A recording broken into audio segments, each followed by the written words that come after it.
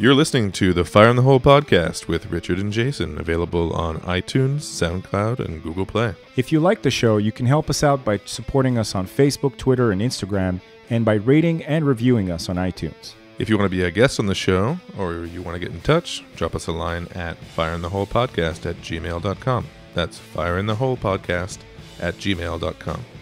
Enjoy the show. Today on the show, we have the lovely, the wonderful Sylvie R. We talk about travel stories, construction, Chinese knockoffs, Jason's recent comedy set, and meeting Suggar Sammy. And as usual, a whole bunch more. This episode goes up 2 days after Sylvie's birthday, so a very happy birthday to Sylvie from Fire in the Hole.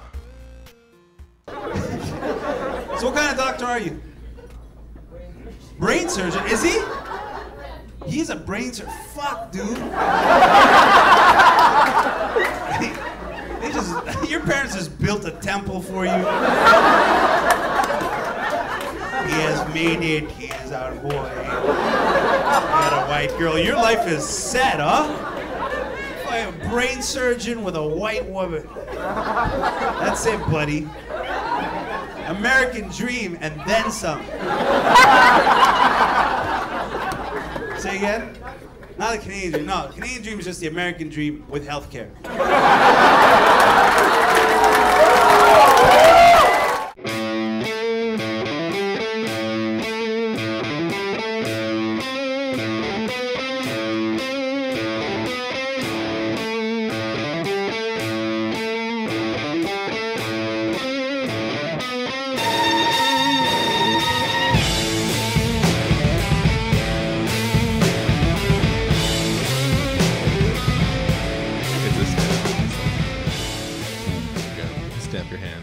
Right.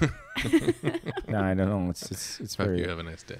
When I lived in Abu Dhabi, I would go to this dry cleaner to wash my bed sheets because we didn't have dryers in the apartments. Okay. So, and I only had That one would make set, sense. right? So, washing sheets was a 3-day operation, and it was so humid that things wouldn't even dry. So, I figured out that it's a thing. You just go to the dry cleaners. So, I would bring it to the dry cleaners, but they would staple with a stapler my tag to my sheets. What? And yeah, it was They're very... punching holes in your sheets. Yeah, and then they did it to my clothes. And then I What? got very upset with them. And they couldn't understand why I was so upset. You're stapling my clothes. I was like, yeah, you're making holes in my shit, man. That doesn't make sense. That's not cool. Like if I come here enough times, there's no more clothes. Precisely. So I had to change dry cleaners as a whole. That doesn't make mess. any sense. Yeah. But I Yo, guess Staples. Fuck your staples. Like I was like, you can't, and you lower your vocabulary when you're speaking to someone who doesn't speak a lot of English. So you're like, staples, no, Staples no, bad. and then you you're making this hand gesture for stapling, and the guy's looking at me like, okay, and then he crawls up into his little hole into the dry cleaning whatever. I was like, wait, what's the hole? What's that? so it was this like window you would walk up to, and then he would just climb down a little ladder and serve you. It's so third world. It's so weird, Then he go back up in the hole to get your shit. pretty much. And then I would just, wait. And then take 5 minutes, and then he'd come back with my little package. And once I stayed there and I opened it and I was checking, and I lost my patience, and I was like, God, why are you stapling my bed sheets? You're making holes in Staples it. again. Staples again. I was very upset, and How can this be the first complaint you've received about this? I don't know. I wish I spoke Urdu or something. It's difficult. Whatever. Is there a whatever specific that is. spot on your shit that they staple it to? Yeah, on Like the contour sheet, the Oh, one that's fitted. terrible. The one you never want to replace because there's only one that fits with your mattress. Right. By the time you get to need another one, they've changed the whole thing. But do they staple it in the middle, or is it on the edge, or just Nah, stapling it to the crotch of your pants? Let's face it. Let's face it. This is a no-win scenario. It was a There's horrible nowhere you can experience. staple clothes that it doesn't fucking ruin the clothes. Right. I have a vague recollection, like a childhood memory of Egypt where I think I drank some bad milk or something. I was hospitalized in Egypt, which was very weird. I can imagine. For some reason, they had no beds. They had these like leather sofas. It was like these weird leather sofas that I remember as beds. They were almost like these lounge chairs. Really? Yeah, it was very strange. And that hospital seems like it had been there since like the colonial days, right? Had very high ceilings, big windows. There'd be like these cabinets with like medical implements in it. And I got very sick. And while I was recovering, I would occasionally wake up and the Egyptian like laundry lady would come in, and she would be like this squat, like 5 foot tall woman with like a hijab or whatever around, or maybe it wasn't even a hijab. Maybe it was just like a handkerchief, like a thing around her head. Yeah. And she had like these super muscular calves and she was barefoot, and she'd have a big basket of like wet clothes. And then she would leap up on the windowsill, like leap up, like in one jump. It was like the weirdest thing. She would just like leap up, open these massive windows that had like, she could have just fallen out and fallen to her death. And then she would hang all the clothes out Really? the window. There was a clothing line hanging from the hospital window, and she'd just like hang up. It was so Unhygienic. super third world. And I'll never forget that for some reason. I'll never forget that little muscular old lady with the basket of clothes. But I don't, that sounds really impractical, having to drag wet clothes to a place. Doesn't it seem like really impractical to you? Because it's heavy. And in a hospital, out of all places? Yeah. And then you would hang it out to dry out of a window. Yeah, that doesn't sound right. That seems odd. A lot of people got sick that day. No. I don't know what it was, but till this day, like I have to check with my mother for her to clarify what happened at this. If I'm misremembering this, That's odd. but I'm like, You're mixing it with like Lord of the Rings or some shit. no, like it's are too you sure specific. it wasn't like a neighbor and you were at home? I want to call her right now and ask her. I'm going to do that right now. I'm getting my phone. Hang on. Hey Ma, remember that time? Did that muscular lady exist? I'm going to call her live. Are you going to ask her in Hungarian? No. I'm just going to call her and I'm going to put her on a speakerphone. Could you ask her in Hungarian though? I can. No. Please do. Do you just want to hear me speak Hungarian? He pretends to speak Hungarian. He's just making stuff up. Here we go. He's not even Hungarian, isn't he? Servus. Le voltál feküdve? See, it's made up. We're actually podcasting right now. And I was telling a story to Richard. And I wanted to verify with you some of the details. Okay. Do you remember when I was hospitalized in Egypt? Yes. Do you remember the lady that hung out the clothes? Yes, of course. She was like a cat. She would climb up the wall, and she could just hang down from different windows, and So she did leap up to the windowsill, right? yeah. But she was all veiled in a black. She was dressed in black, and she had something black on her head and all that. Okay. And did she hang the clothes up like on a clothing line? Yeah, she did. Okay. And why was I in the hospital? Oh, you were in the hospital because you ate some vegetables or fruits. I think it was fruits. Uh-huh. And you got this kind of dysentery, or I don't know, some kind of really terrible Virus? digestive issue. Yeah. So you needed penicillin. Uh-huh. And it was given to you. They really treated you well, but it was just a horrible circumstance. Okay. All right, Mom. Well, that's it. I wanted There were to. no sheets on the bed, just like wooden, like benches. Yeah, I remember weird Yeah, benches. yeah. Was there leather? Yeah. Did I remember leather seats? Yeah, they were just like 2 or 3 pieces of wood, nailed together. They were like that. It's amazing. Okay.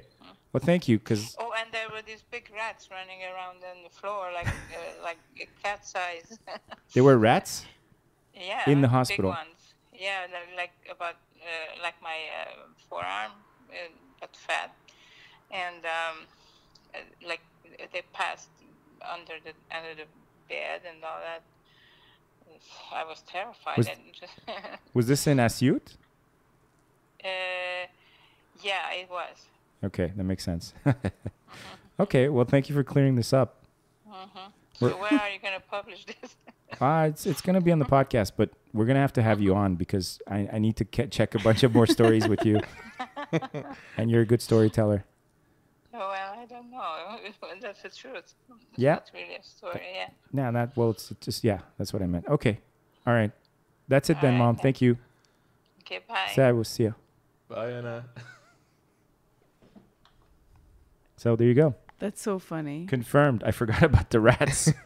Thank you, Anna, for confirming that. It Yeah. wasn't a figment of Jason's imagination. So you had fruit.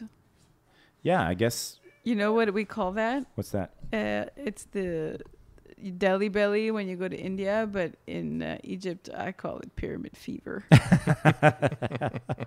The Pharaoh's gift. The Pharaoh's gift, which you definitely go when you get to Egypt, but it's so worth it because the fruit and the veggies are so It's good. delicious. Yeah, But it's some of got this- nothing to do with what we have here. No, it's like, you don't need a salad. You could just No. pull it off and eat it, right? Yeah, but like it's just so tasty, and in a salad they just dress it so nicely. Yeah. And I got it when I went. Well, to be fair, Oh man, I was bad.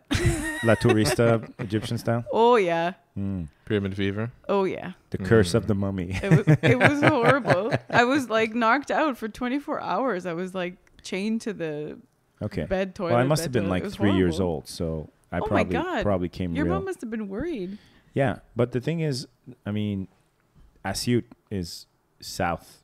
It's basically like it's a small city, right? So this would have been very, very rural hospital type of thing. It would not have been like anywhere near something you would Yeah. find in Alexandria or Cairo or Yeah. something, right?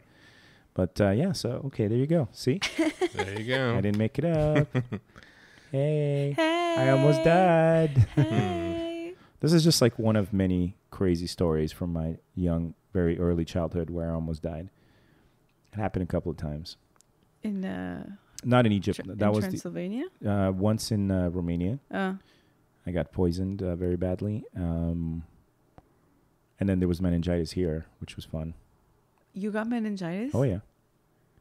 You didn't get the shot? No, because I got it just before. They moved up the schedule because of me. Oh man. I was like the third case in Montreal or something. Are you serious? 100%. Yeah, if you could look up the newspapers, you'd probably find mention of it. Oh my goodness. Yeah. Call your mom. Verify this shit. Call her Oh mom no, now. this I remember. This is in my teens. You had meningitis? Yep. Oh Lord Jesus, it's a fire. Yeah, no, it was crazy. It I was got meningitis. Ain't nobody got time for that. nobody got time for meningitis. Yeah, and I was lucky too because they have shots or treatment for like 2 or 3 strains of it, Yeah. but there's a whole bunch. I vividly remember being in grade 3 and going to get my shot. La meningite. Shit. Yeah. Sounds dirtier in French. Meningite. Meningite. Meningite. It does. It's like I was on Reddit and there was this guy who's like restaurant names that sound like sexual acts. And there's a picture of a restaurant called the Himalayan Chimney. Definitely. I couldn't make out the name, and I like zoomed in. I'm like, I'm like, that totally sounds like a thing. Have you ever tried the Himalayan chimney? Have I? Have I? Well, I don't chimney and tell. You but, haven't. You know. You haven't lived. You haven't lived. Yeah. So Egypt and delicious fruit that'll kill you. Well, it's good. It has to. There has to be some kind of difference, right? Price to pay? Is that Price what you're to saying? pay. I feel like it's a price to It's pay. too delicious. Sylvie did it to herself on purpose. I Really? totally did. You're just licking. She the knew fruit. it was going to happen. I was but on she's the like, Nile cruise. It's worth it. Yeah. I was on the Nile cruise with my parents, Uh-huh. and my parents speak Arabic, so we had the chance to exchange with the staff, and they were very kind to us. And I told my dad, I said, Dad, I want to eat pigeon, Egyptian style, because it's a delicacy over there. Not like Mm. pigeons, the rats of the sky, like raised pigeons. And he said, okay, let's ask the staff. So he asked, and they said, we will prepare a meal for you. Come to the dining room after the meal of the buffet, like when everybody comes down. So we said, okay. We go down for the meal. It was off the hook. I had never, everything was delicious. They served us soup. They served us, then the pigeon came with this juicy tomato cucumber salad chopped off really fine. And I just stuffed my face like I had never eaten in my life. Everything was so good. And I saw my mom stayed away from that salad because it was raw. You know, she knew the deal. She knew the deal. So during the whole trip, we only had like cooked vegetables and meats, which was delicious. But the raw stuff is where it could be iffy because of what it's washed with or whatever. We're just not used to it. Iffy also sounds like an Egyptian name. Probably. But I didn't care. I looked at her and I'm like, Ma, I'm doing this. And she's like, it's your body. That's amazing. And I ate it. I ate it almost with my hands. Full disclosure, you knew what the deal was. I knew it was coming. And I was like, hatch. I'll be fine. You know, I was living in the Middle East at the time. I'm like, maybe I'll be okay. No, I was not spared at all. It was just, but it was totally worth it. I think that was one of the best meals I've ever had. Wow. Yeah. I don't think I would have survived that. But you paid the price. I paid the price. So did my parents because we were in the room. What is They that? had to deal with you. What is that? What is that makes people sick like that? Like I think it's just bacteria you're not used to. That's all. just environmental. Yeah, your body will just want to reject it. Like in Cuba, apparently that's a thing. Yeah. But not in other Caribbean nations. But something's in the water, I guess. I don't know. Socialism. Socialism. Too much socialism. Communism. Communism. Yes. Poison. Poison. The Red Menace. The Red Menace. It's what it is.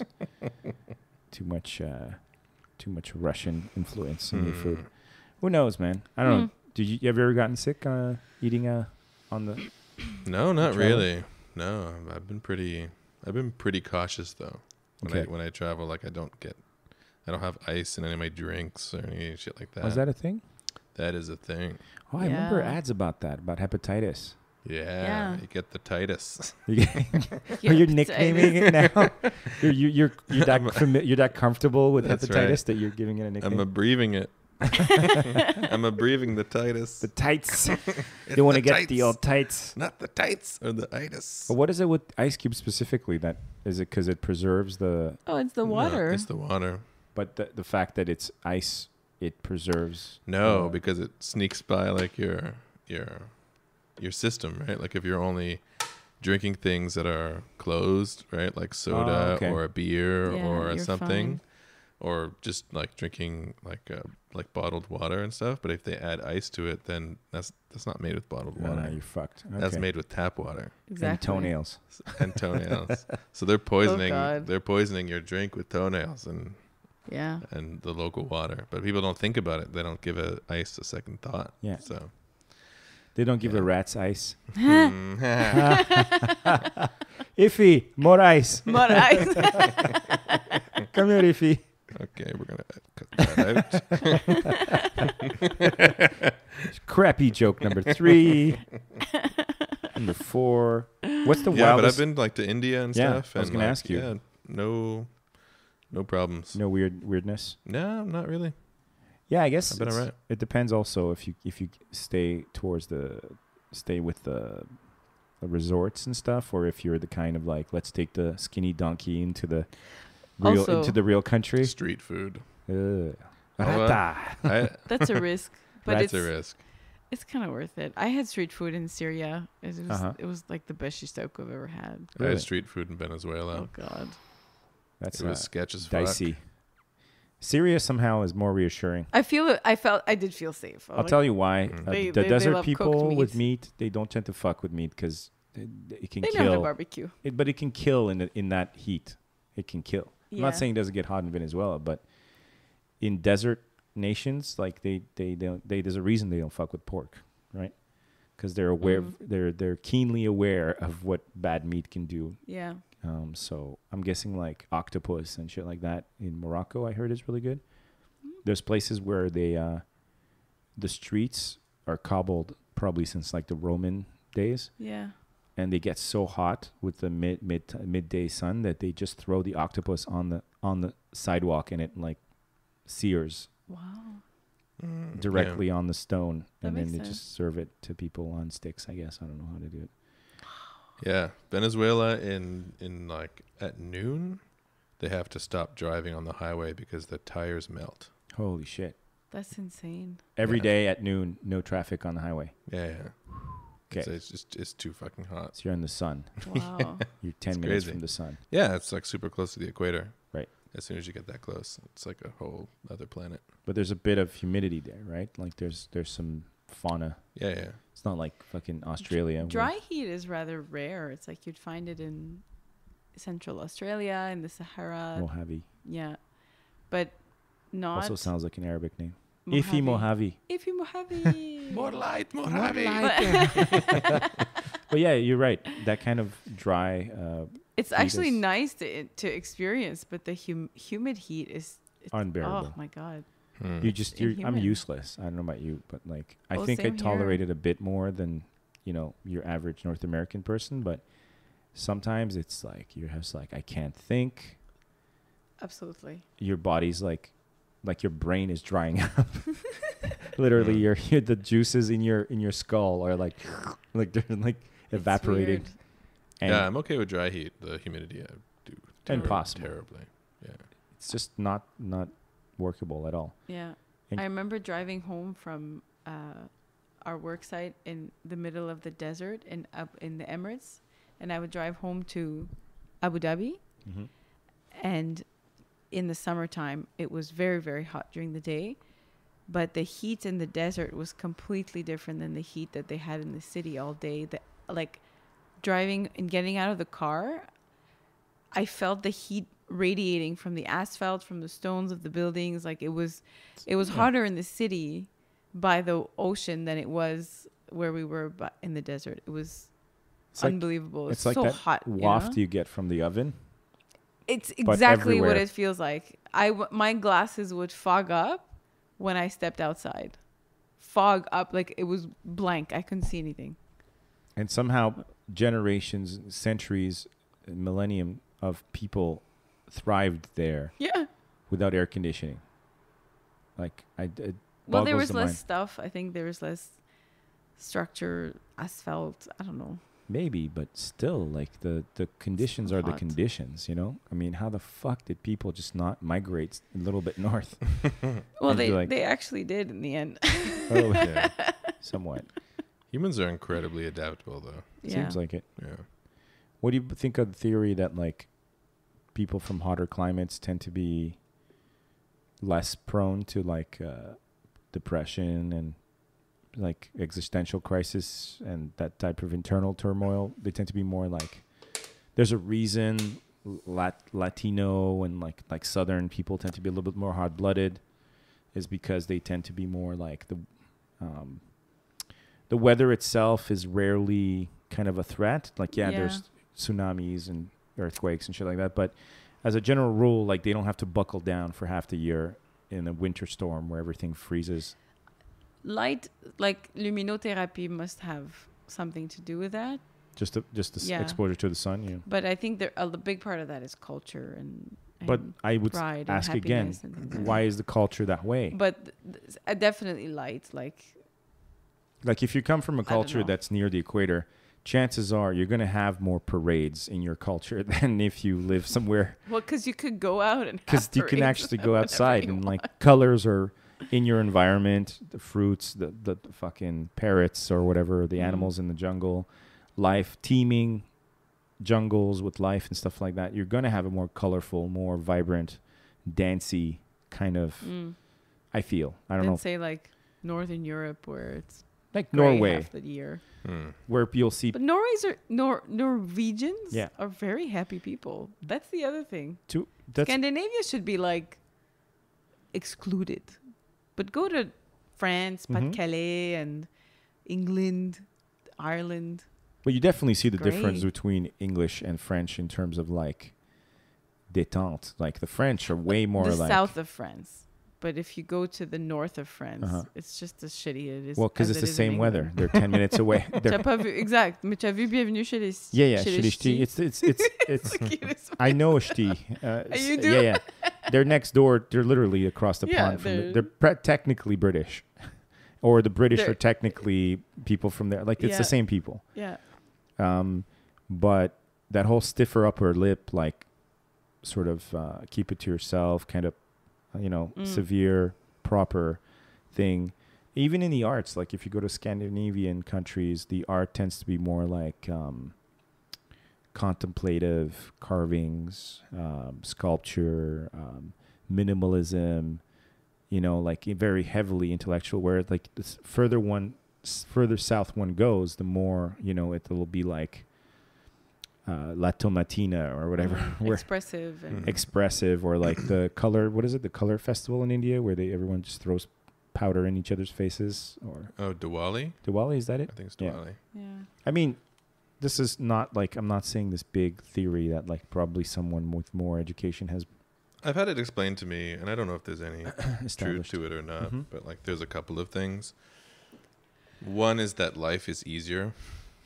Right? Sure. It's like you don't have to work that hard to feed yourself when there's avocados and mangoes and stuff just growing and falling and rotting on the streets. But there's just like food growing everywhere. So you can literally fall asleep on the curb and you'll be fine. Yeah. Whereas like you could freeze to death on your doorstep here in November, half the year, Yeah. So there's that. The other thing is that like a lot of the festive in like culture, the interpersonal stuff, the dance and all of that is an invention to deal with the fact that it's so fucking hot that you can't stay in your house. Right? Okay. So like everybody needs to be outside, and as a result, like they're all like getting together and having like salsa festivals and whatever, and dressing in feathers and all that stuff. Whereas living in a colder climate, like everyone's bundled around their fire, right? Trying to not die. So yeah, that makes sense. Apparently, that is at least a factor in the more colorful, more festive kind of makes sense Southern cultures. It absolutely makes sense to me. I mean, it affects everything. I think environment is responsible for way more cultural traits than we'd like to think. Sure. One thing, even in Hungary, like. Or any part of Europe around there, you'll notice the houses, the way they're built, they're built very solid. Like a 50-year-old house is a new house in Hungary. Here, it's like, it's probably done. It's on the verge. Unless it was built like at the turn of the century, 50-year-old house is like unseen now, right? If it's 10 years old, you're lucky. It's going to need some work. Yeah. And it's going to have a pink toilet. It's going to have a pink toilet. It's going to droop to a side. But that's just because within the fabric of North American architecture, and maybe you can correct me on this, but it seems like there's a legacy to the original temporary nature of colonialism, right? Where there wasn't really an attitude of like permanency at first. It was at best shacks and temporary, like the Hudson Bay Company and all these like fur trading companies that had like little towns to support just like this withdrawing of natural resources. And then eventually when people started to settle, it still seemed like the whole brick thing and the stone thing it was not part of the mentality. There was wood as far as the eye could see, so that just became a natural way of building things. So while we have fewer monuments here, at the same time, we refresh easier here. Whereas like refreshing our infrastructure in Europe is a huge pain in the ass. Because you just want to knock down this old Soviet building, but there's like a Roman bath underneath it and 5 other cultural fucking graveyards beneath it, like Sumerian temples and shit under everything. Spanish gold, Roman this, Viking ships under everything. So it gets dicey, right? Here we can just like, fuck it, just ram it down and we'll put up a new one with whatever colors we're working with this year, right? But in Hungary, your typical house will absorb heat. The walls will absorb heat. in the because they're daytime stone. Yeah. because they're stone. It's cooler in the And and they sometime- have higher ceilings for the heat to rise. Exactly. Especially in the Middle East, the ceilings are very high, so it's just It makes sense, right? yeah. And in the evening, like that heat is really useful because it gets cool, right? And I even saw some really old houses in some villages where the foundations, you could see that they were made during the war, and they would be like whatever they could find at that point to put into the mix. And sometimes you find like soldier helmets in there. Oh, I wouldn't be surprised. Yeah, of like course. helmets actually like just mixed into the stone or whatever, and they'll just be like a helmet like sticking out of the side of a foundation. But yeah, I think that a lot of the stuff plays, you know. When I was in Greece, apparently, like it's just like the worst. Like they were trying to excavate in order to do like new construction, but like it's impossible. It's impossible. Because It's every time you do it, like Yeah. you dig like for 5 minutes, and then there's some kind of piece Same of in antiquity. Egypt. Atlantis. They stopped so many projects and they stopped trying. Yeah. Like- Well, So that you need happens to, here. Like by right? law, you need to like contact the museum, and then Right. they come and Yeah. Well, here too. I mean, when I was working on the last project, as soon as you find something, you have to call Immediately. immediately, and they come with the paintbrushes and stuff. And Yeah. so here they just find garbage, and it's like waste from the 20s, and like, oh my Oh, god, what God. could it be? What could it be? It's like Historical find. it's like a windmill foundation nobody gives a shit about. You know, like oh. yeah. But But you still need to like excavate it You with the stick paintbrush. with everything, and And then everyone who's paying for the project is just pulling out their hair like, God damn it, get a everybody bigger gets brush. really impatient. Yeah, I had a client who was a safety like engineer on a new hydroelectric dam, and just the first phase is the prospecting, right? Yeah. And then second phase is just building roads, not even actual roads, but the roads to get the trucks there. And then there's the draining. Like, I'm not telling you anything you don't know, right? But then the funny thing is, like, he spent half the time at the site. So he would stay in this, like, he described to me this hotel he stayed in that was like something out of Twin Peaks. Because it was, of course, near native land. And it was one of these, like, literally Twin Peaks type hotels, like the Moose Inn, right? With the actual giant moose head when you come in. And everything's got a layer of dust on it. And you're just like, this is some sort of weird Twilight Zone shit. And every single move that they made either ran into natives going like, more money. We want more money. Or we're going to block this. We're going to block the other thing because this is... we like to hunt there, or we like to fish there, or whatever. And then when all that was done, they'd find a bowl, and suddenly the entire multi-billion-dollar hydroelectric operation had to screech to a halt because someone found a clay bowl. Pretty much.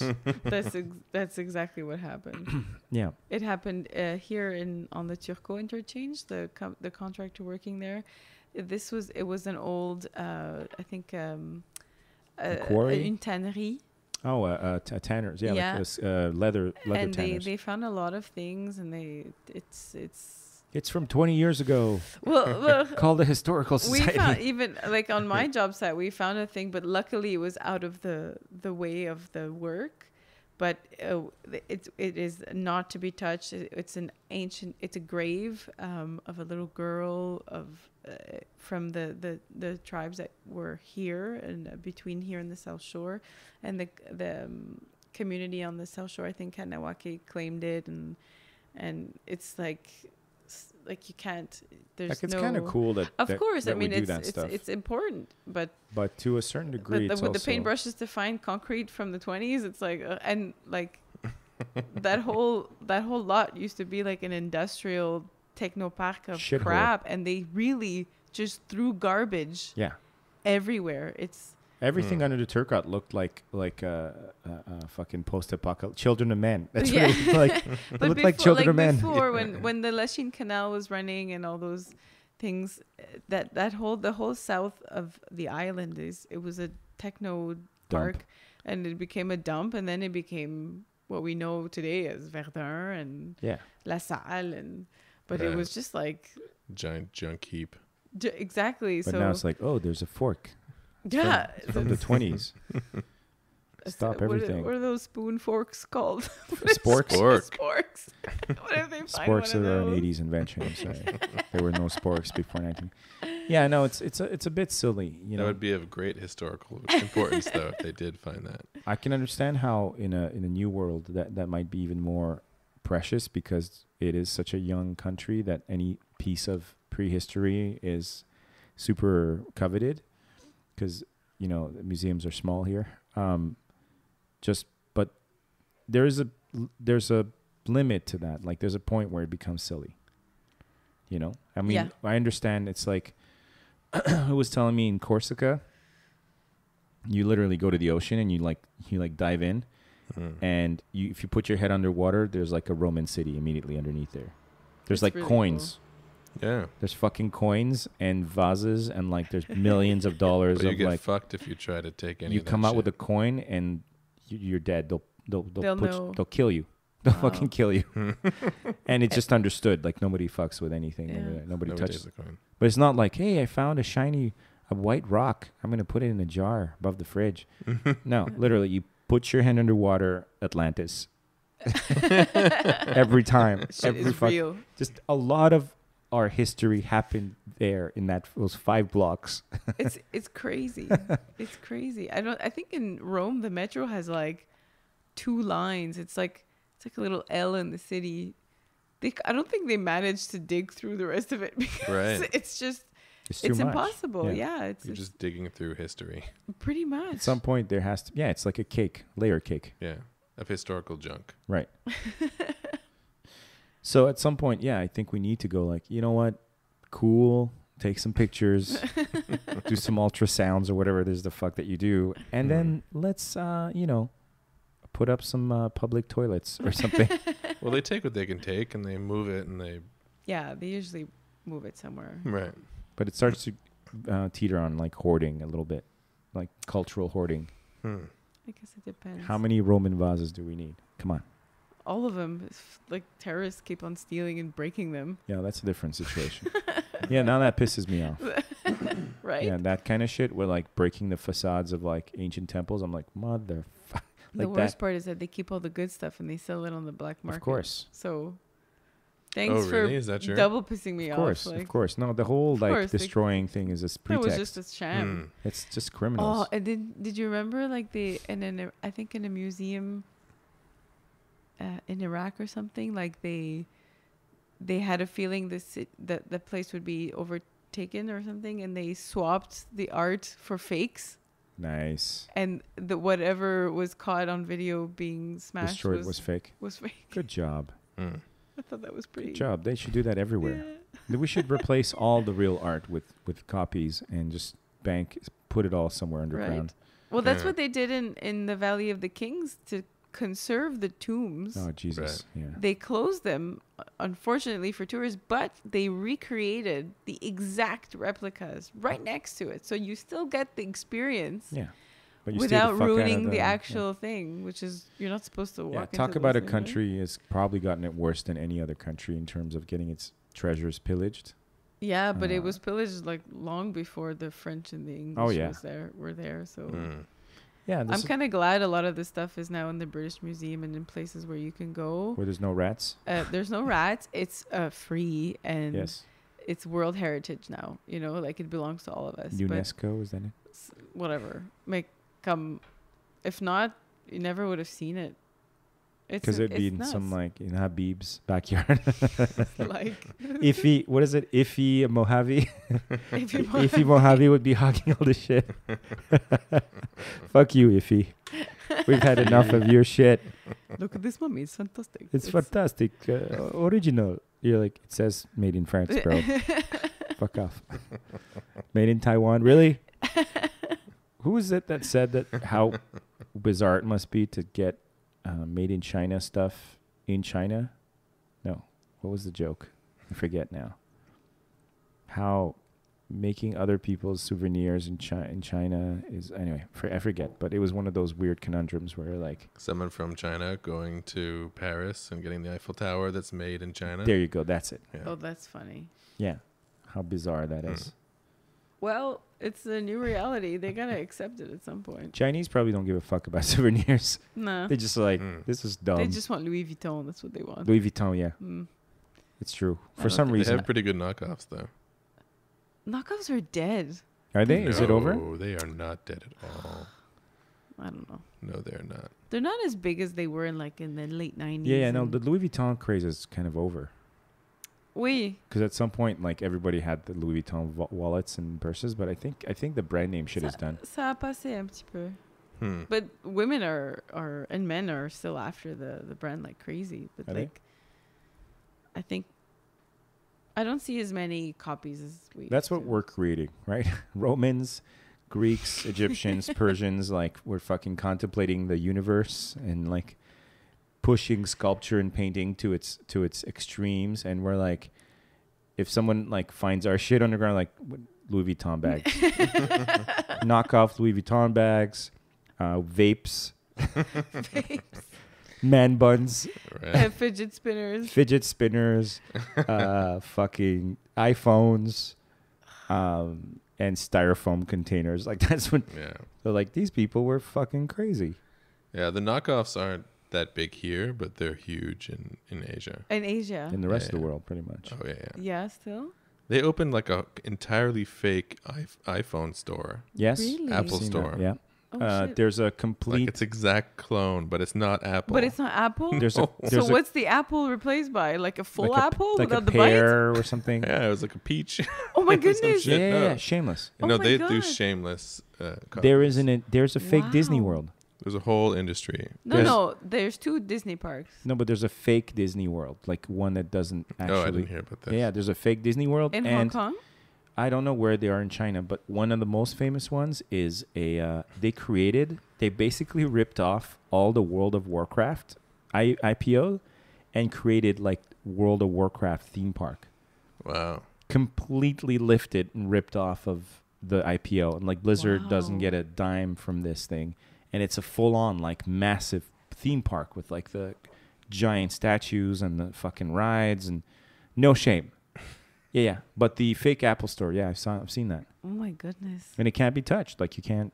There's no laws there. There's no No. laws to protect copyright there. Yeah. So It's they not a just do concept. whatever the fuck they want. Oh my God. And they get pretty good because they do a lot of manufacturing over there, right? So Oh All yeah, of it. they hold all industry The actual secrets. Apple factory is down the road from where the fake Apple Yeah. store is. yeah. So they And can it's all about partnerships. You partner with a local manufacturer and you have to give Yeah. them everything.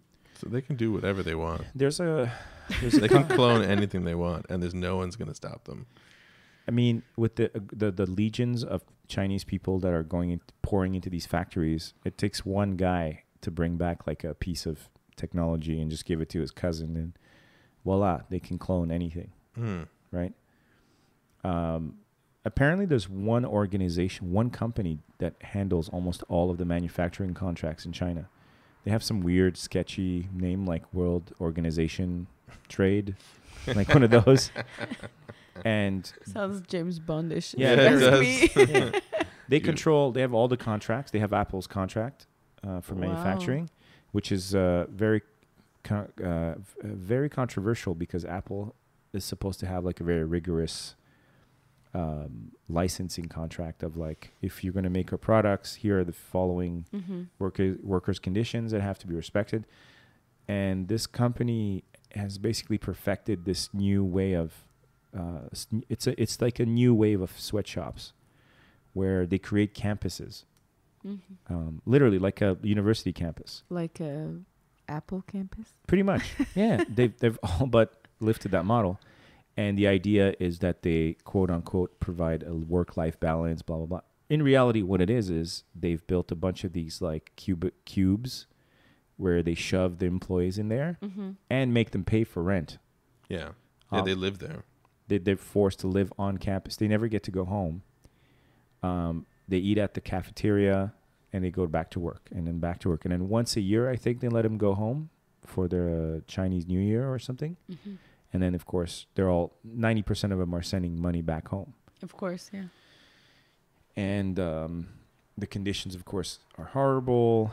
And the whole idea behind this was that previous to this campus model, the big issue is that whenever these migrant workers weren't toiling, they would sleep under their desks or whatever, but they'd flood back into the nearest city. And suddenly any Chinese city would suddenly have an additional like 50,000 people just flood into it that were not from there, and it would create huge problems for infrastructure, for poverty, for people living on the street.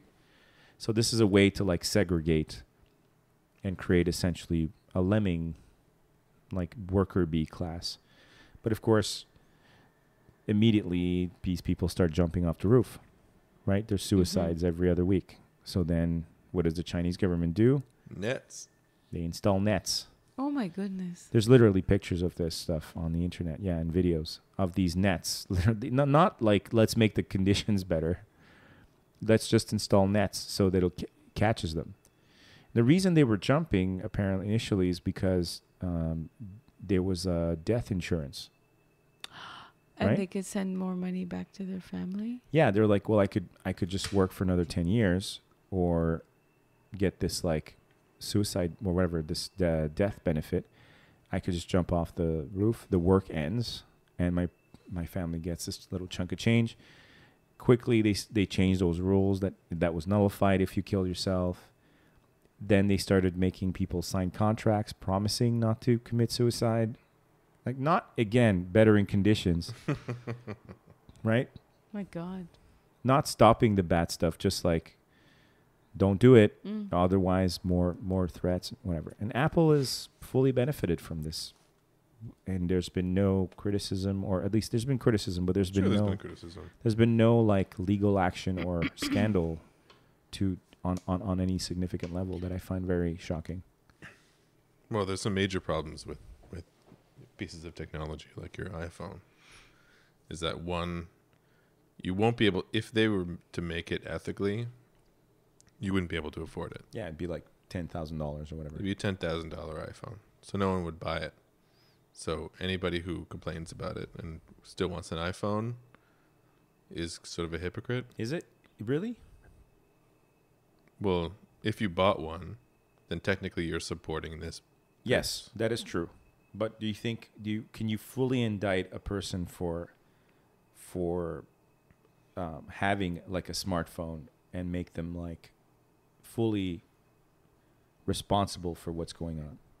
Not responsible, but like you are a participant. In some way, sure. So to criticize it afterwards, there is a bit of a contradiction there. Sure. 100% agree. And it's not only the manufacturing as well. It's the precious metals and stuff that are in the phone. The aluminum, that are all procured from Africa, usually.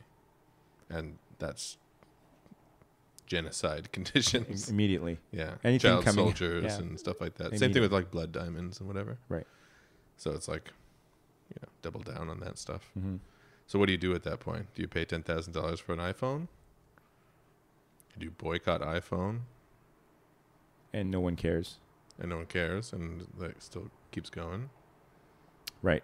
So does the consumer have at least some responsibility in participating? 100%. There's definitely something there. But I think there's also a certain amount of responsibility on behalf of governments and other agencies that oversee corporate operations that would otherwise levy heavy taxes or fines to a company that would engage in unethical business practices. Like it's a little bit up to them to kind of to kind of put their foot down. Like they can make a difference, right? We can't really. If something's on the market, it's on the market. Mm-hmm. You can, to a certain extent, boycott it, but we can't really put a dent in that motherfucker. The market regulates itself. You don't really, there's not much you can do. Mm-hmm. That's the game. So we're all playing. So sure, but I mean, if a government, like there's been governments that, for instance, said no more of this GMO. Yeah, but it doesn't shit. mean GMO won't be traded, won't be like Sure. sold and made, and it's just a position. But it doesn't necessarily dictate the outcome for that thing. Maybe it will have a big impact and then people will stay away from it. Mm-hmm. That's the market regulating itself. But if it's not, I don't know, harming all that many people, or there's not that much to prove it to them, or whatever reason, or economically they can, if it's making them afford a phone, or Yeah, most people are not going to complain. It's self-interested, 100%. Sure. And that's, For sure. That's so. If your like super comfortable shoes were made with like the cutest of puppies, and you buy them knowing that 2 puppies have been killed in order to make them, Someone would buy them. Somebody would buy them. Dickheads. But like whoever does, like they have a somewhat of a they're hand they're in it. Sure. involved in that transaction, right? Like Sure. they've chosen to but- participate. Yeah, of course. But I mean, were they fully aware of, like, to a certain degree? I don't know. Well, I mean, speaking of China, they just That's not how they make hush puppies, though. no, To my it's knowledge. mute puppies, right? Yeah. They can't bark. Yeah. They cut their vocal cords. I was just reading today that China apparently has already achieved the 2020 their 2020 mandate for solar power. Yeah, 3 they're years crazy. advanced. They've been super aggressive. Remember how I told you that? Remember we had this conversation. I was saying, like, the thing about the Asians, especially Chinese, it's like when they decide to turn left, everybody fucking turns left. That's racist. It's true. It's because there's not the democratic, free thinking society thing has its drawbacks when it comes to making a significant impact on something. Because there's fucking committees and fucking hearings and fucking litigation and special interest and yap, yap, different yap. interests mostly, I think. But China's like, what? We're all going to die in 5 years? Everybody, solar power now. Yeah. Everybody left. Yeah, and everybody fucking turns. And they're just like, solar power. Like in 2 years, in 2 years, everything's solar powered. Like, there's something to that, I find. You know? And if our government... Because if you don't do solar powers, you're going to disappear. You're dead, yeah. They're going to kill you. Also, they're guaranteeing that they're going to be a superpower in the next century by having advanced, being ahead of the game in the solar power technology. They'll be the go-to. Everyone's going to come to them because they've been doing it for longer, right? On a grander scale. And the States had all the tools to be ahead. Of course, Europe and the They had States, everything. especially the States, because of the real estate. They were, but they were totally fucked it. manufacturing the best ones. And There's then committees, and then there's special interest, and the power companies fucking over solar power, blah, blah, blah. And meanwhile, the Chinese are like, left. Boom. Yeah. They're going to be off fucking coal and shit in like 5 years. Yeah. It's just all we have is Elon Musk. Yeah. Going like, it's like not even American. solar power. Hello.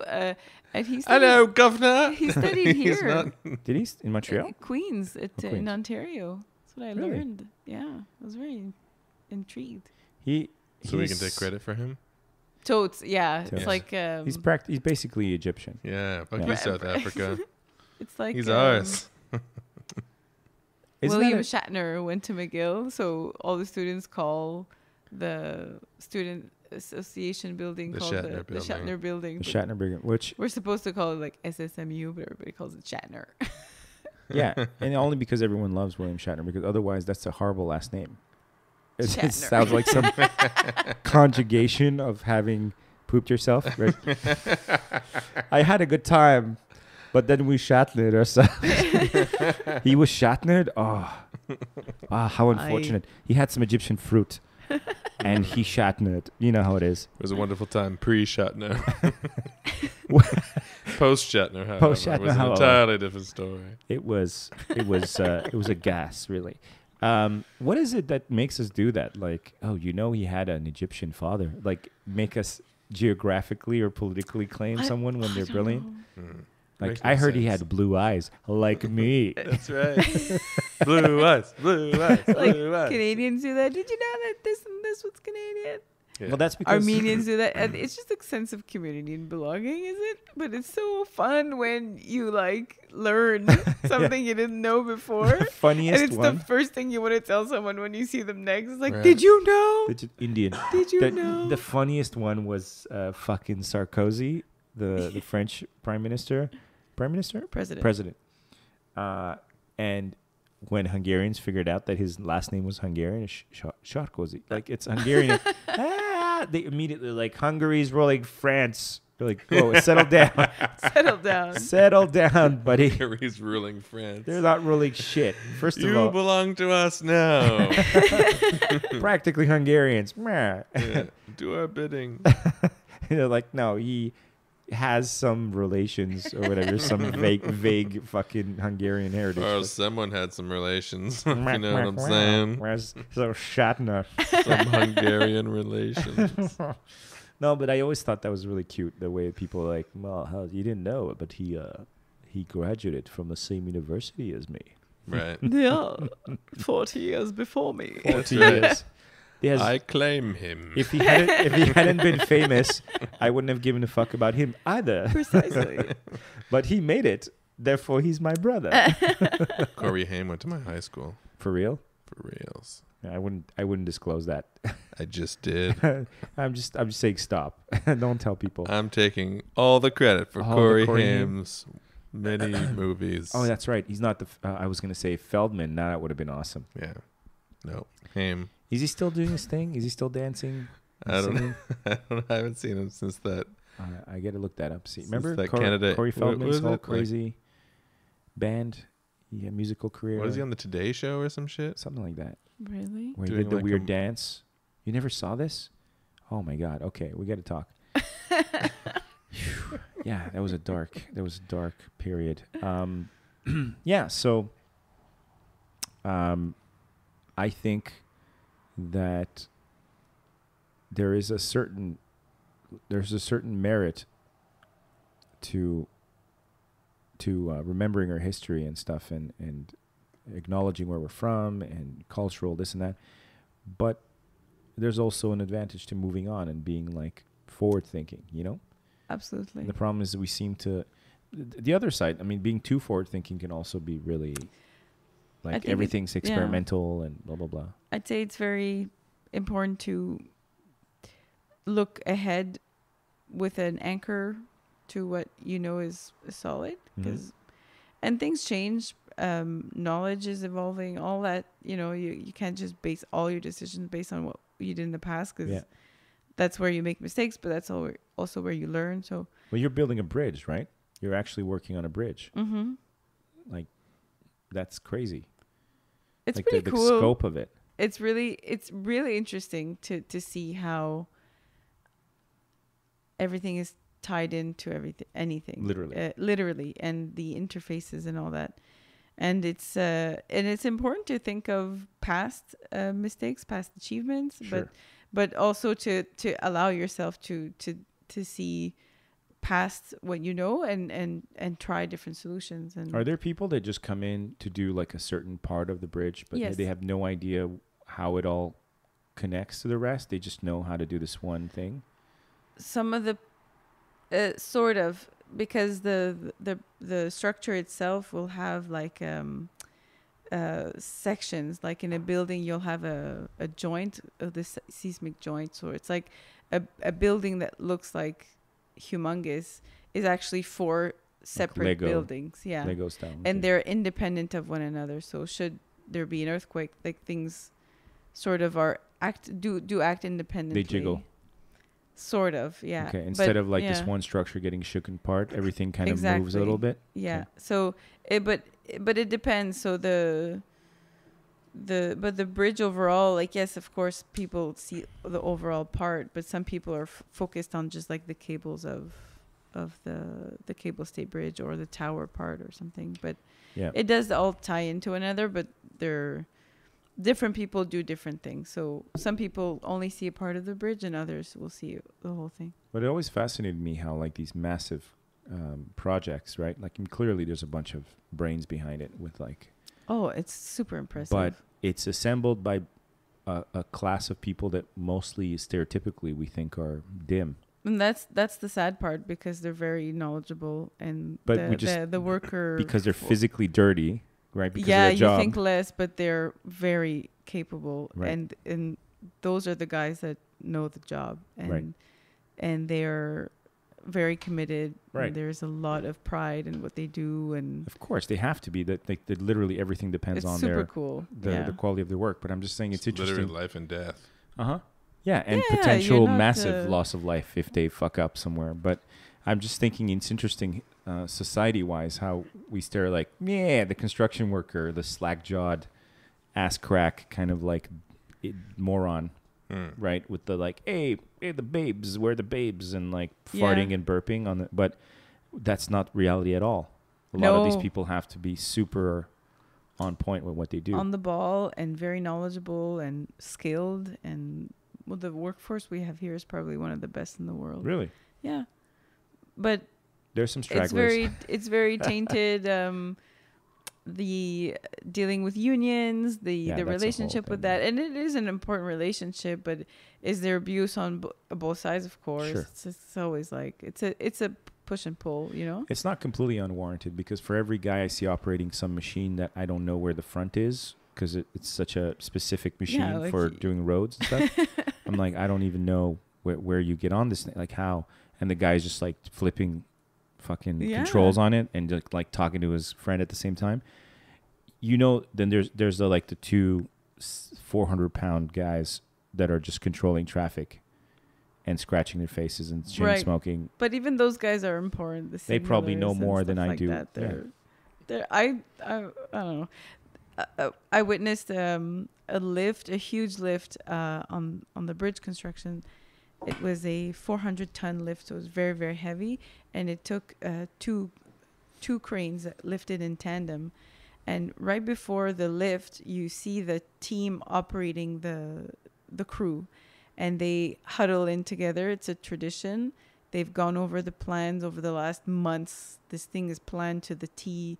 It's discussed, rediscussed, challenged, rechallenged. Just how they're going to lift this Just thing. how they're going to lift. Lifting is a domain in engineering. There's lift engineers that come in, and then the guys that run the operation, the crane operators, the guys that are signaling, they are huddled together, and then they go, okay, break, and then they go for the operation, and it's like a sacred little moment. And you realize when this thing is like up in the air, the guy who's in the crane cabin it's not run by GPS. It's still by radio, and he's in perfect synchronicity with the other guy.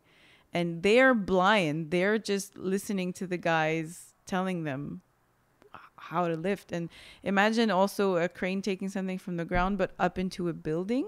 He can't see past you can't see shit. past a certain point, so he's just gonna bring the boom up and then rotate it and then put it down. But he's only listening to the guy who's saying, okay, there's 10 feet, 8 feet, 7 feet, keep going, and he's gonna drop this thing like slowly. He's not gonna jump like He's not there's people there, so like the amount of trust that you need to spread it's around a huge and those operators are seriously qualified. They don't mess around, so you have to respect that in the trade. And one wrong move and like you're taking down 3 floors.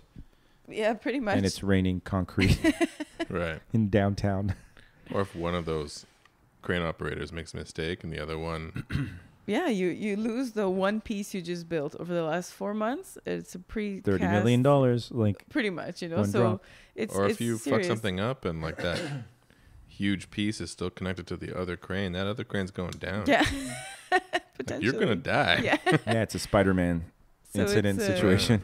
It's a very Without Spider-Man. humbling experience to see all the work that goes into something that took in the end 25 minutes. It was like beautifully executed, and you're thinking like, why aren't they going any faster? Because they're planning a lot of stuff. Sometimes it's important to realize. That won't stop other people from poo-pooing it though. Oh no, Like, no. Oh, I would have done it faster. When's your project going to be finished? Yeah. 2025. Yeah.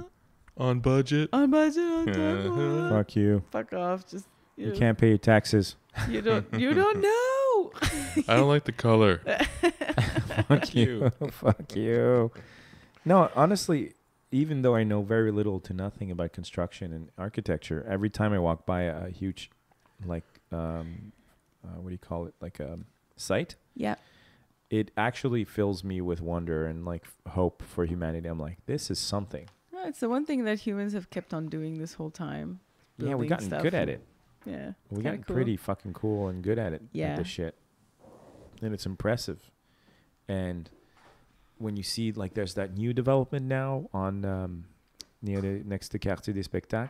It's like Mhm. this weird split building. And if you've seen it. Yes, on the north side of it, right? Yeah, it looks like somebody took a sword and like slashed the building in That's half. a cool building. And it just like looking at it with no walls and nothing, it looks like a alien ship that landed from space. And I know that I wasn't around that area just long enough for them to put it up. And I remember in my mind, there was nothing there. And now there's this like 30 stories of concrete, perfectly measured. Yep. In a weird, non-symmetrical, with a huge split in the middle. Like this shouldn't stand. And I know it's perfect. And someone is gonna wire that entire thing. Someone's gonna pipe that entire thing. Someone's gonna paint this motherfucker. Yeah. Like I just look at it and in awe, and I'm like, Jesus Christ! Like this is humanity. This is knowledge. This is achievement. Like what the fuck are we doing with this television and pop stars and all this fucking bullshit? Like this. What have I done with my life? Yeah, I don't know how to do any of this. No, you're like this is miraculous. I wanna be a carpenter. This is fucking miraculous. And here I am, like taking pictures, not me, but here I'm taking pictures of my fucking latte because it looked somewhat like Yoda. It's amazing, like all these things that we don't know how to do. Like, Yeah. it's that like Rogan joke. It's like if I dropped you in the jungle with a knife, how long would it take before you could send me an email? Right. It's hilarious. That's a great joke. Like, we don't know how anything works, We don't know how anything works, and we're not. but we're super demanding. Absolutely. It's not fast enough. Well, look at condo owners. It's like Uh-huh. they walk in, they get their apartment, everybody's excited, and then the toilet gets clogged, and they freak out. Yeah, they lose like, their minds. They lose their minds, and they call like the managing company, like, fix my toilet, and the company's like, I'm not your janitor. That's Like, not how this sorry, buddy. works. Like, this is your house. You're gonna have to figure it out. And people just don't know what to do. Yeah. In collections, Zéro débrouillardise, You're like- you know, like what? they told me 6 months, no money down. No, 6 months, no interest. Oh. They go, oh. You mean oh? It's a $15,000 financing you signed up for. And you say, Oh? oh? What the fuck? It's not even fine print. It's like, do you know how this shit works? Oh? Wait, they owe $15,000 and they go, oh? And they they're like, oh, it wasn't free for a year. Which they still think it's free for a year, right? There's no money down. They still believe they've been absolved of a year of payments as opposed to deferred payment, right? But when you tell them it's just interest, they're like, oh, okay, I'll pay you Friday. You're like, you just went from thinking you don't owe 15,000 to knowing you owe 15,000 and have to start making back payments on, and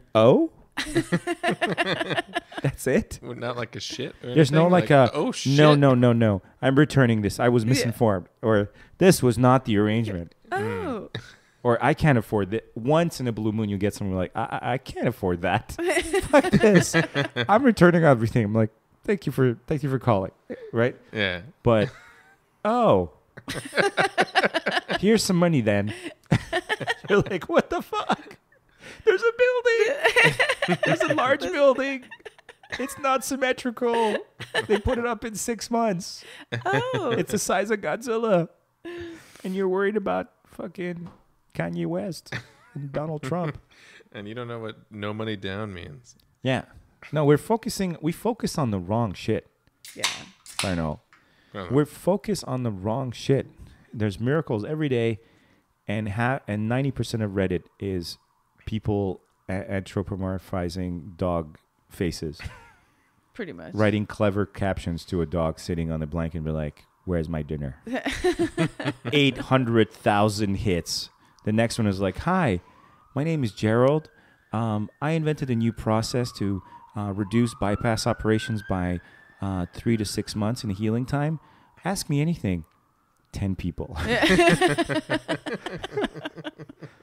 Right? Do you have a dog? Yeah. 800,000. On a blanket. On a blanket. Do you have a dog on a blanket? 800,000. Guy putting, Hurricane Henry or whatever it is. That's the devastating Houston. Yeah. And then like the big hits on Reddit are like, guy puts fish back in the water amid the torrential rain. Some fuckhead coming out of his house knee deep in water with a plunger and pretending that he's like unclogging. Like this is what's captured the imagination of people. That's kind of funny though. It's funny, but this cannot be. This is the 4th most read website in the U.S. by the way. Yeah, it's the front page of the internet. Right. And it's not like, hey, here's how you can help. Right. This is the best charities to target if you want to help with the relief. I'm sure that's on there too, but it just doesn't make it to the front page. It doesn't beat guy with the plunger pretending to unplug the bathtub to let all the water down. That's what that site is for. I guess. Yeah. That video he showed you is really the sound. It's the sound really that makes it. The Corey Feldman, everybody, for those listening. Oh Sylvie somehow was not privy. I was not informed. When was this? A few years ago. Oh God, he's gonna play it. Ladies and gentlemen, Corey Feldman He's doing got a his little Today Show. choreography. Oh yeah, it's out of control, crazy.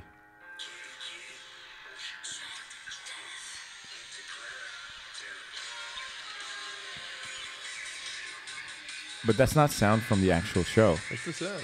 No, that's somebody put music over it. Is it? Or can we hear him singing?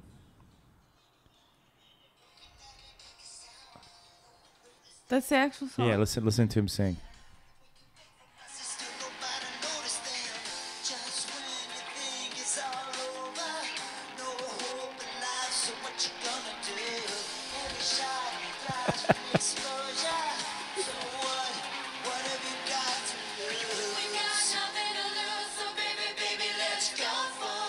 Go for it.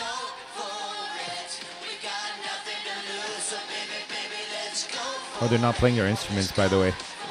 They're not, huh?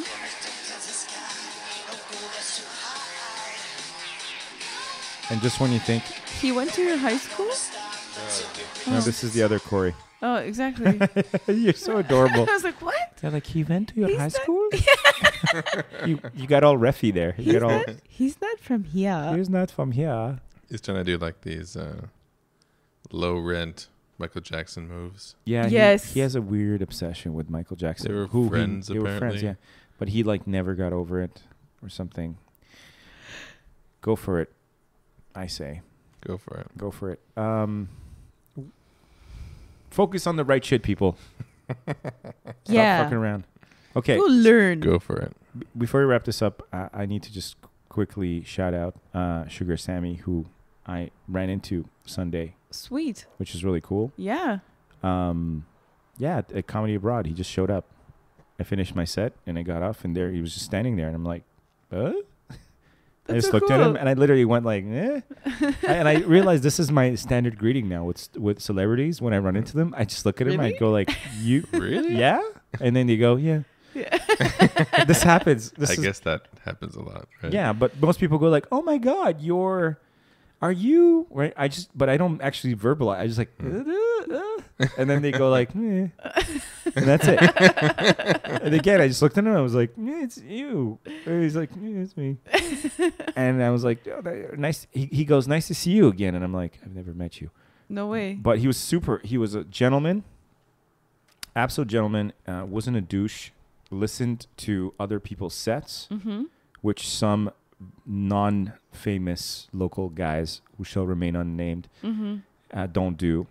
who like stand outside like they're VIPs, and then they come in. And then they come in, yeah. He actually like watched people go up. He said he caught a little bit of my set. He said it was cool.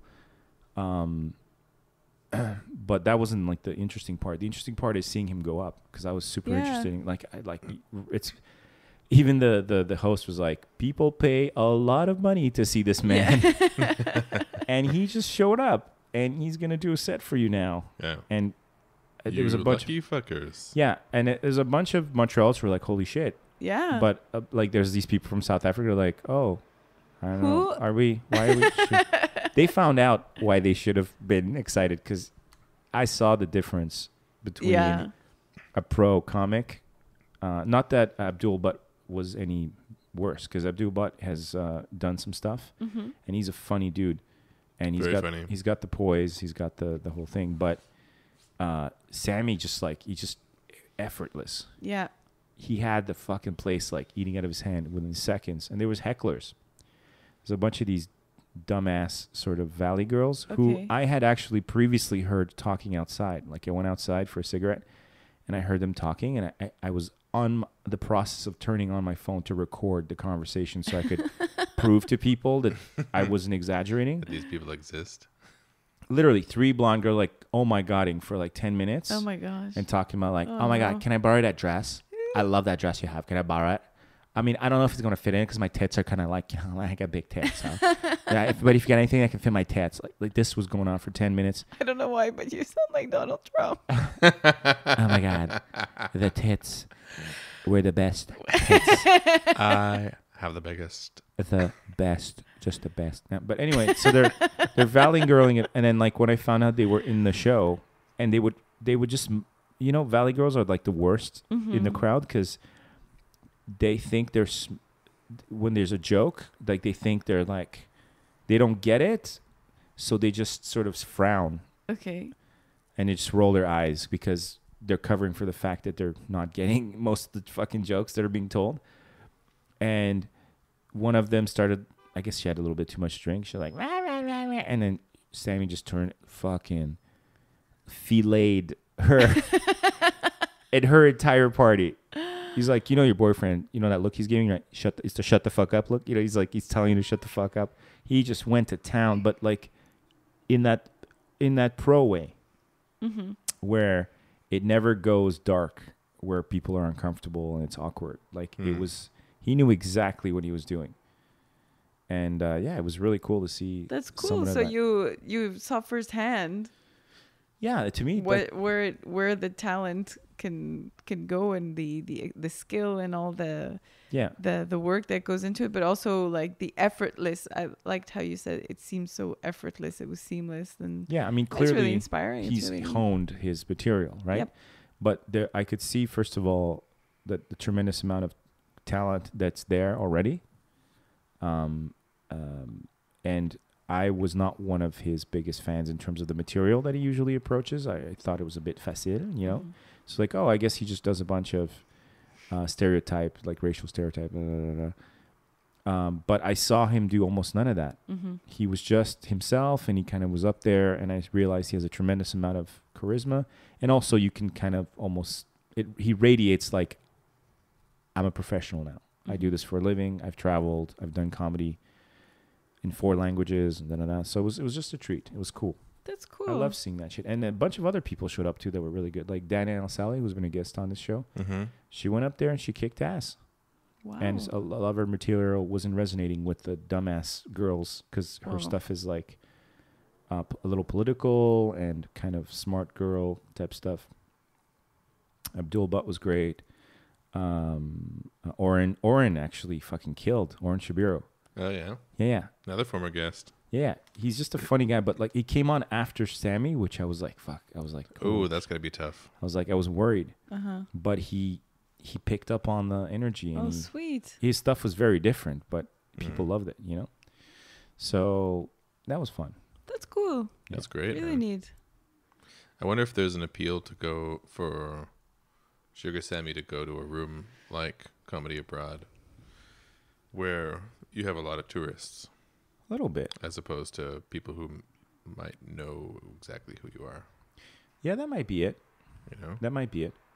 But I think, if anything, he's just trying to keep himself connected It's cool. to like the street. And I think that a lot of comedians don't do that. You know, once they take off, they segregate themselves from the grit.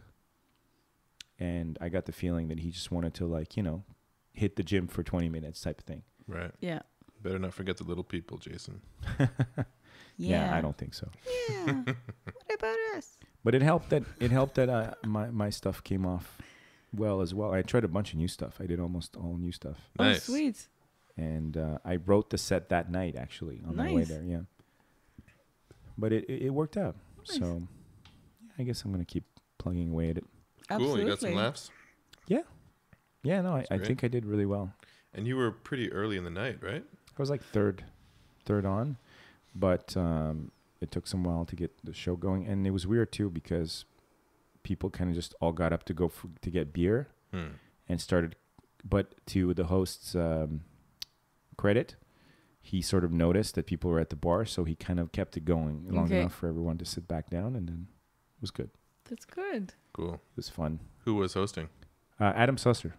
Oh, yeah. We that's know. true. Yeah, we used to work with that. It was funny to run into him. Oh. He recognized me, but like it took him a second. Yeah. But I also like ad-lib stuff that worked out. I realized that that's a good place to do stuff like, because, you know, obviously every comic's going to kind of take advantage of the, like, where are you guys from? Yeah. Especially in that place. Yeah. For sure. Like South Africa, Australia, whatever. So I was just like, on the spot, it kind of just occurred. I'm like, everything I know about your people is like, it's movie related. So I'm like, South Africa, I'm like, nah, District 9, Dingo ate my baby. And they love that shit, you know? They really, I was just like, do me next. What's my movie? What's my movie? But yeah, so it was a good time, man. And fuck, I love comedy. I really love it. It takes too long to get up there, and it lasts too little of the time, and it's too far in between sets and stuff like that. But shit, I love it. So thanks for pushing me. Happy to hear that. And shout out to everybody that was at Comedy Abroad. And yeah, that's it. That's my story. Very cool, man. It's your story. It's my story. All right. This is my story. It's all my story. Any parting thoughts, Mamba? I would like to say thank you because I had a great time. Yeah, this was like an impromptu. Totally. And go learn. Let's all learn something. Let's appreciate something. Let's appreciate something. Look at something in your house and be like, hey, I clap and that light goes on. This doesn't come from nothing. Let's admire a person who's mastered something. Yeah. Let's be like, hey, you can take this thing and make it into another thing, and that's really cool. And you make it easy. Make it look easy. Yeah. And toilets don't make as much noise as they used to, and somebody made that happen. Remember how noisy toilets used to be? That's true. That's true. They were like, Yeah. and then it would do the like tank refilling thing for like 10 minutes when you were a kid. For like 10 minutes. Now it's like done. Doesn't suck all the air out But of the room. yeah, exactly. You don't need to like block your ears or your fucking And like in the drums plane. will Yeah. explode. Yeah. In the plane, you think you're gonna get sucked out of the fucking airplane. So yeah, admire somebody. Shake someone's hand. Yeah. Tell them they're awesome. Yeah. And don't be shy to try things. Don't be shy to experiment, I guess. And Sexually. The Himalayan chimney, everybody. Himalayan chimney. It has arrived. That's right. Everybody go do the Himalayan chimney. Don't miss out.